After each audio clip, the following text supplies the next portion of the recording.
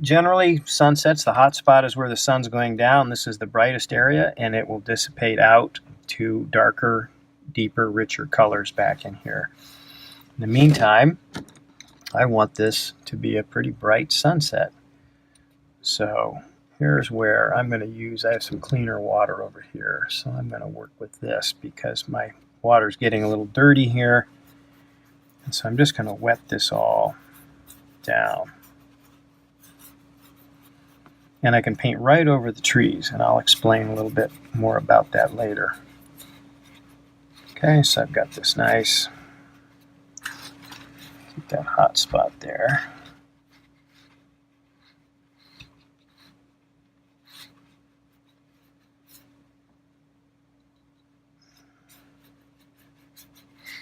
Wet, nice wet sky.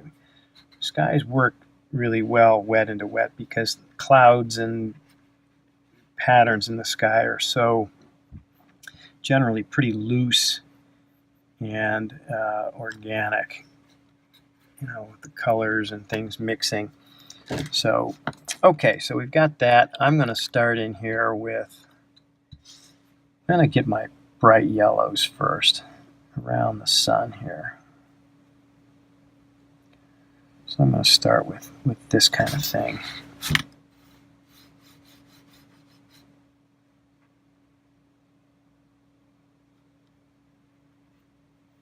And I'm going to sort of paint around this the sun, so that the sun is almost this white hot little circle happening here.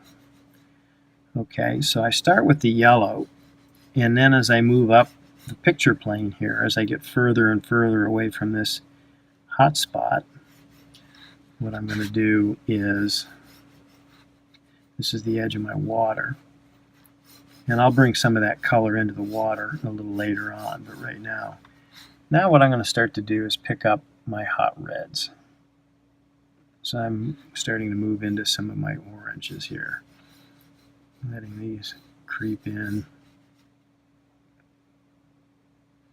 And you want to generally work in this direction. I mean, what I found is that you got to keep your colors pure, or to keep them radiant like this. I worked from my yellows into my oranges and hot reds before I get into my blues and purples. And I'll explain that here as we go. I can still come back if I want and pick up some of these golds and lay them in here, to break this up and to get this sort of, really radiant sky going on. But mostly I want to stick to my hot reds here. So picking this up, getting this cadmium orange over here, laying this in, creating a few irregular patterns as it sweeps through. Then as I get up here further, I'm going to start to pick up more reds. So essentially I'm moving through the color spectrum, I'm moving from yellows through oranges through reds into cool reds, into purples, then into blues. And there's a reason for that, simply because of the way colors react and mix. I can still come back to a few yellows in here if I want, picking some of that up. I'm going to drift in a little orange down here just to break it up a little bit. The reason being is that orange is essentially a mix of red and yellow. Red and yellow being two of our primaries. Okay, and my other primary is the color blue. So blue and orange are complements. The complement of any one primary is a mix of the other two. Now what happens is when you mix three primary colors, you get a dull neutral. So if I'm trying to keep a bright sunset sky happening here, I can't mix orange with blue yet because I'll get mud, I'll get a gray tone. And we don't want a gray tone in a sunset sky. So my next stage here is I'm going to start to move towards my cooler reds, which would be my alizarin crimson. I have a color here called opera, which is a really nice color to punch into sunsets. So I can mix this opera still within my yellows and oranges, and it'll work fine. But I'll show you more importantly why this is important in the upper stages of my painting here. So I'm getting this nice pinkish, cool red color washing through. My paint's starting to dry up here a little bit, so I want to keep this wet and moving. These hot lamps in this video booth are cause this to dry pretty quickly. So I'm getting this up into here. A little more alizarin.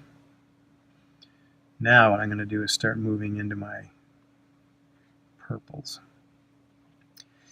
And here's what I referred to earlier as moving through the spectrum this way, because you know, purple is essentially a mix of blue and red, but it's a cool red. You can't get a purple by mixing blue and a hot red. It'll give you like a very neutral, dusty purple at best. So by using my alizarin crimson and my ultramarine blue, now I can start to get my purple tones up in here where the sky starts to darken. But I can't take this purple down into my orange or I'll get a muddy tone, and I want to keep this a very radiant Hawaiian sunset. And I can let it, sometimes by tilting my paper, I can get some mixes in here that are kind of sweet. Get a little change going on in here. So as I come up here, I got my alizarin, my ultramarine, and this is what gives me my really radiant purple.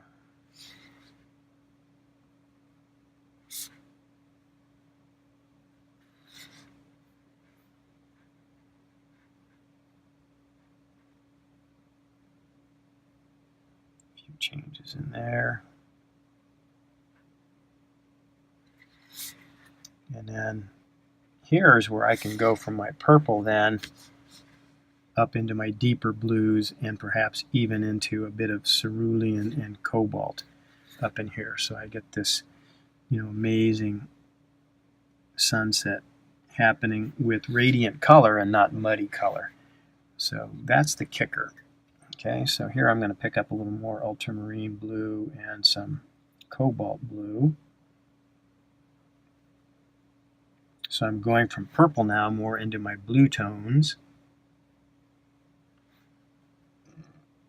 which is essentially you're going to get these colors the further away from the sunset you get. You're getting this kind of change happening in here. I can drift a few of these blues down in here just to create some visual interest and let them melt in there. But as I get up into here, I want to keep moving more towards blue. And I'm going to even come in here and pick up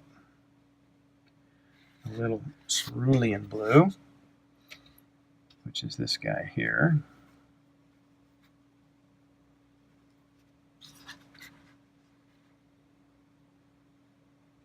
Mixing with a little of the cobalt. And again, breaking up these things so I don't get too much of a striped, layered look. And just for the coup de grace up here, I'm going to pick up more of this kind of sky blue color. I have here manganese in the Holbein line. This is called, I believe this is called peacock blue, but it's a really nice blue to drift in here a little bit so that I get some really radiant changes happening up in my sky. So now I'm getting this really great sky, and I can use this blue down through this purple a little bit if I want to push some away, but I can't bring this down into my oranges here, otherwise I'll get mud. And we don't want mud in our Hawaiian sunset. So laying this in up here,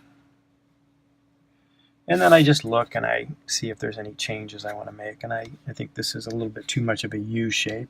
So here's where I'll just come back in with a little my purple again.